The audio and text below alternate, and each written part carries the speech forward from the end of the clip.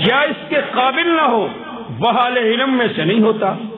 تو قرآن پڑھے ہوئے کو، حافظ قرآن کو اہل علم میں شمار کیا جائے گا، اور قرآن و حدیث، قرآن و سنت کو سمجھنے والے، سمجھانے والے کو علماء میں شمار کیا جائے گا۔ جمعہ پڑھانے کے لیے خطیب منبر پہ وہ بیٹھ سکتا ہے جو عالم ہوگا، جسے تقریر کرنا آتی ہوگی، جسے سمجھانا آتا ہوگا، اور جو خود ہی نہ سمجھ پائے یا جسے خود علم نہ ہو وہ کیسے آگے آئے گا؟ اور چلتے ہوئے ایک بات اپنی ماؤں سے یہ بھی عرض کر دوں کہ یہ بھی اعزاز اور اکرام ہوتا ہے حافظ قرآن کا، عالم قرآن کا، کہ اس کو امامت کے مصلی پہ آگے کھڑا کیا جاتا ہے، بتایا جاتا ہے، سمجھایا جاتا ہے۔ اس کا اعزاز ہے جس نے قرآن مجید حفظ کر لیا اور جس نے قرآن کو سمجھ لیا، اس کا اعزاز ہے۔ اصل اعزاز اللہ قیامت کے دن وہاں فرمائیں گے جب حافظ قرآن کو کہا جائے گا قرآن پڑھتا جا اور جنت کے درجے چڑھتا جا، جہاں والناس کی تیری سین ہوگی وہاں تیرا جنت میں آخری مقام ہوگا۔ اور جو حفاظ ہیں ان کو اللہ کہے گا اس دن، حافظ قرآن جا اپنے رشتہ داروں میں سے، ماں، بہن، بھائی، ماموں، خالہ، چاچا، تایا، ان میں سے وہ لوگ جن کے اوپر جہنم واجب ہو چکی ہے، ان میں سے 10 افراد کو، 10 بندے اور عورتوں کو لے آ اور ہاتھ پکڑ کر جنت میں لے جا۔ یہ اس کی سفارش مانی جائے گی۔ عالم کو 70 کا کہا جائے گا، 70 کو لے جا۔ لیکن میری ماں اور بہنوں، یہ ہوگا کب؟ جب محنت ہماری طرف سے ہوگی۔ عام طور پہ مسجد کے اندر ہر ہفتے کے بعد جمعہ آتا ہے اور جمعے میں بیان ہو جاتے ہیں، مرد حضرات سن لیتے ہیں، عورتیں بہت کم۔ ہونا تو یوں چاہیے اگر سپیکر چل رہا ہو، آواز آ رہی ہو تو ان کو گھروں میں بیٹھ کر دین کی باتیں سننی چاہیے، لیکن ایسا ہوتا نہیں۔ اور خصوصاً وہ مائیں اور بہنیں جو تھوڑا بہت دین سے تعلق رکھتی ہیں، وہ ذرا اس بات پہ توجہ کریں کہ ان کو دین کی باتیں سننی چاہیے۔ جہاں بھی موقع ملے، مسجد میں سے آواز آ جائے تو وہ باتیں سننی چاہیے۔ ہماری قوم کے اندر، امت مسلمہ کے اندر بالعموم، ہمارے پنجاب میں اور بالخصوص ہماری عورتوں میں، اور ان میں سے بھی ناراض نہ ہونا میواتی قوم میں، ہمارے یہاں عام طور پہ یہ رواج پڑ گیا کہ زمینداری میں عورتیں بھی شریک ہیں، بھینسوں کو چارہ لانے میں عورتیں شریک ہیں، کام کاج گھر کا وہ تو ہے ان کے ذمے، باہر سے بھی، لیکن دین کی فکر نہیں ہے۔ یہ مجھے اور آپ کو، ہماری ماؤں بہنوں کو، سب کو فکر ہے کہ کسی نہ کسی طریقہ سے ہماری بھینس کا دودھ زیادہ ہو جائے، ہمارے کاروبار میں زیادتی اور پیداوار میں اچھائی پیدا ہو جائے، ہمارے زمیندار اچھا چلنا شروع کر دیں، ہمارے اولاد میں ملازمتیں اچھی مل جائیں، لیکن اس کا غم اور فکر بہت کم ہے کہ ہماری اولاد میں دین دیا جائے۔ یہ تو انگریز نے آ کر تقسیم کر دی، اور ہمیں ایسا تقسیم کر دیا، ایسا تقسیم کر دیا، رہن سہن کے اعتبار سے، اعمال کے اعتبار سے، کردار و گفتار کے اعتبار سے، علم و عمل کے اعتبار سے ہمیں تقسیم کر دیا۔ دین کی تعلیم کے لیے مدرسہ الگ، اسکول کی تعلیم کے لیے اسکول الگ، کالج یونیورسٹیاں الگ۔ پہلے یہ سارا کام مدرسے کے اندر ہوتا تھا۔ اللہ تعالیٰ ان کی قبر کو نور سے منور فرمائے۔ مفتی جمیل خان صاحب اور مولانا محمد یوسف لدھیانوی، یہ دونوں حضرات شہید ہو گئے، اللہ ان کی قبروں کو منور فرمائے۔ ان دونوں کی فکر اور سوچ سے یہ ترتیب بنی، یہ اسکول بنائے گئے جن کا نام رکھا گیا اقرا روضۃ الاطفال، اور یہ باغیچے ہیں بچوں کے جو آج پوری ایک ایک زمین پر خطے میں پاکستان میں پھیلے ہوئے ہیں، مختلف شاخیں کام کر رہی ہیں، جن میں دین کے ساتھ ساتھ عصری تعلیم بھی مکمل، یعنی 10ویں تک بھی، 10ویں کے آگے کالج بھی بن چکے ہیں، وہ بھی دینی ماحول میں۔ ہم تعلیم کے قائل ہیں، تعلیم عصری بھی پڑھو، میٹرک نہیں، F A B A M A تک آگے جاؤ، لیکن تربیت اس طریقہ سے ہو، ماحول دین کا ہو۔ ہماری مائیں اور بہنیں دینی ماحول کے اندر اپنی اولاد کو پڑھائیں، اپنی بیٹیوں کو پڑھائیں، اس کا کوئی انکار نہیں، اس کی ضرورت ہے۔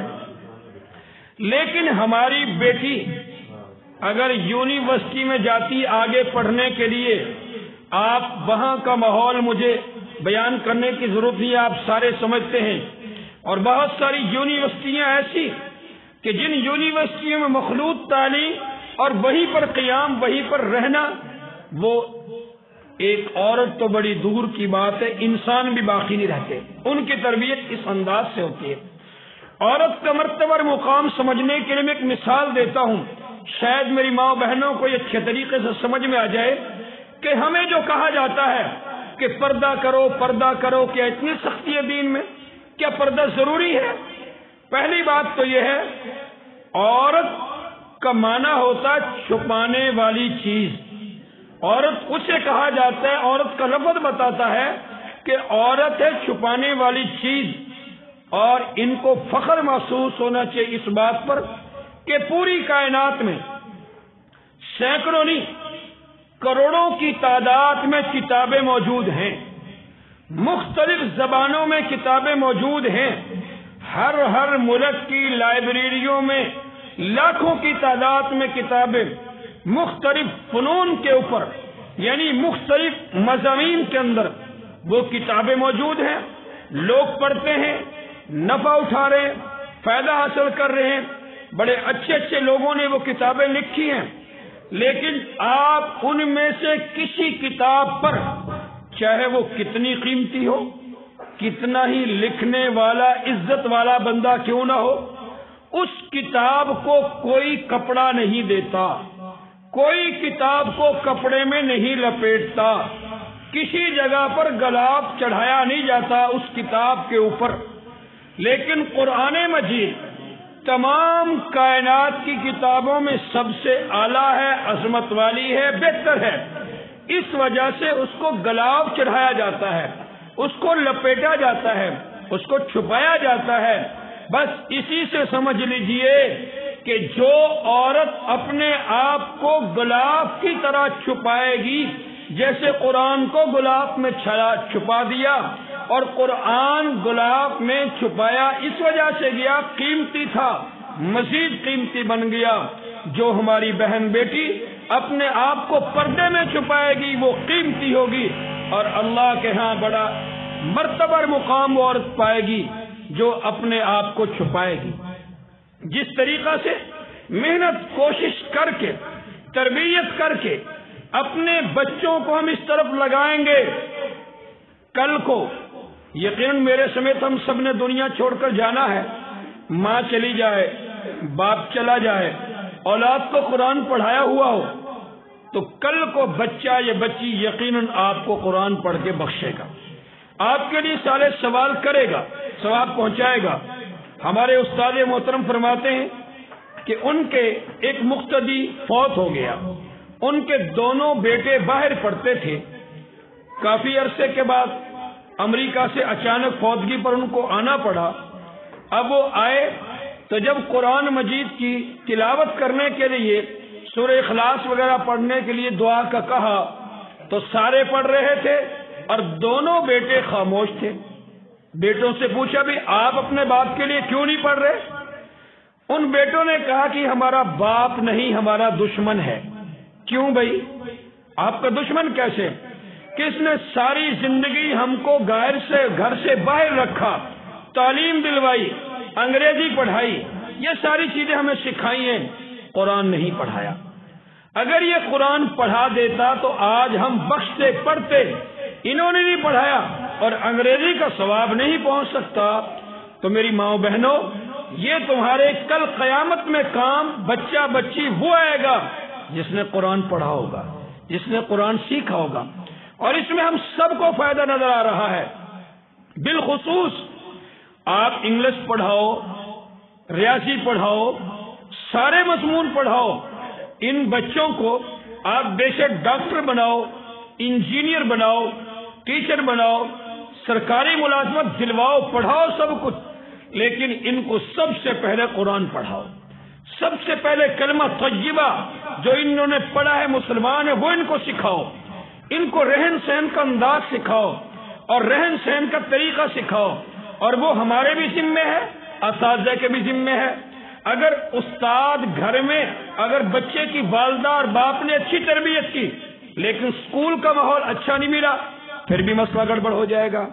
اس لیے دونوں ماحول آپ کو دیہات کے اندر کئی شہر والے تلاش کرتے ہیں کہ یار ہمارے محلے میں بھی کوئی ایسا اسکول بن جائے جس میں عصری اور دینی دونوں تعلیمیں یکجا ہو، اکٹھی ہوں، لیکن ان کو نہیں ملتا، میسر نہیں۔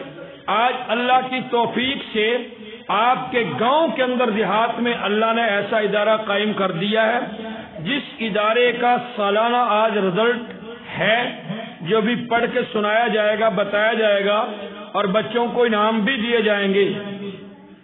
چند مہینہ پہلے، میرے خیال 2-3 زیادہ مہینے گزرے ہوں گے، میں پہلے بھی یہاں پر آیا تھا، بچوں کا تھوڑا سا ٹیسٹ لیا تھا، پروگرام بھی باہر ہوا تھا۔ اس کی بنسبت آج بچوں کی تربیت میں نمایاں فرق نظر آ رہا ہے، یعنی آج اور کل گزشتہ جو گزر گیا، آج کا دن اچھا نظر آ رہا ہے۔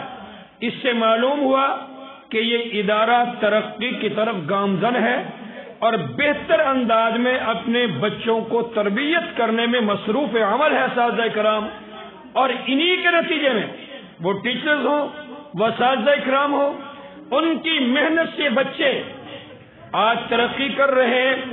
آخری بات میری ان بچوں کی ماؤں سے پھر گزارش، میں عام طور پہ بات کرتا ہوں خصوصاً اپنی قوم سے۔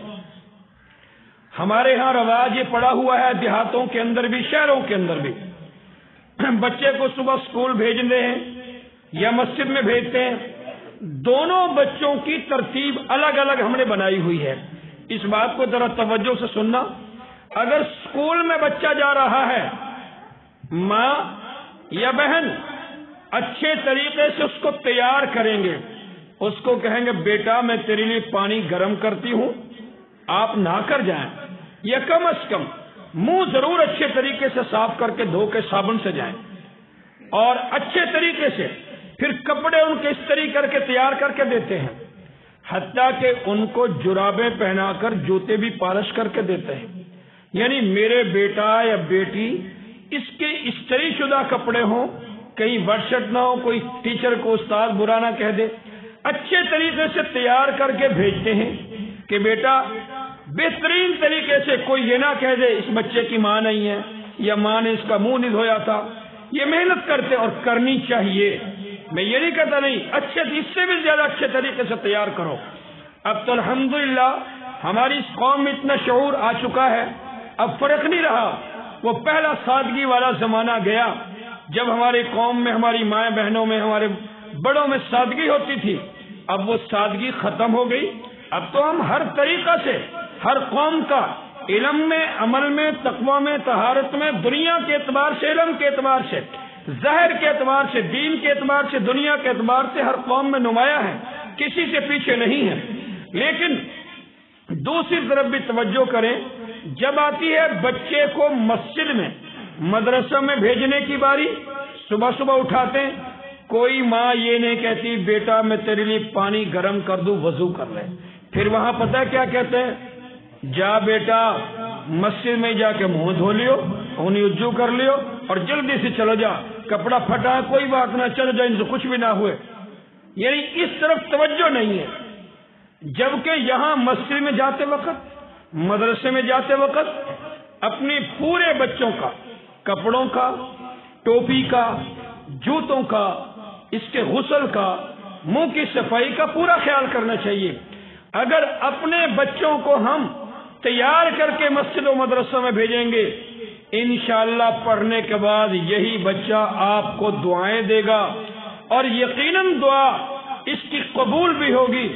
آپ قبر میں ہوں گے، یہ قرآن کی تلاوت کر کے آپ کو ثواب پہنچا رہا ہوگا، انشاءاللہ اس میں آپ کا فائدہ ہے، اور یہ بڑا بہترین موقع آپ کو میسر آیا اس اسکول کی ترتیب پر کہ جہاں بچے پڑھ رہے ہیں وہاں آپ کو بھی بچوں کا رزلٹ دیکھنے کا موقع ملا، نعتیں سننے کا موقع ملا، بچوں کی دعائیں سننے کا موقع ملا۔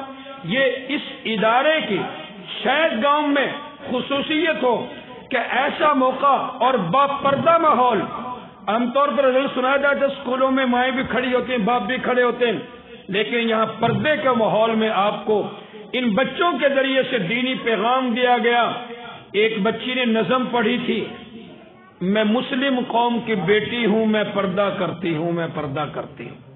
یہ ماؤں بہنوں کو سبق دیا کہ مسلمان کی بیٹی پردے میں رہتی ہے اور اس کا حق بنتا ہے کہ مسلمان کی بیٹی پردے میں رہے۔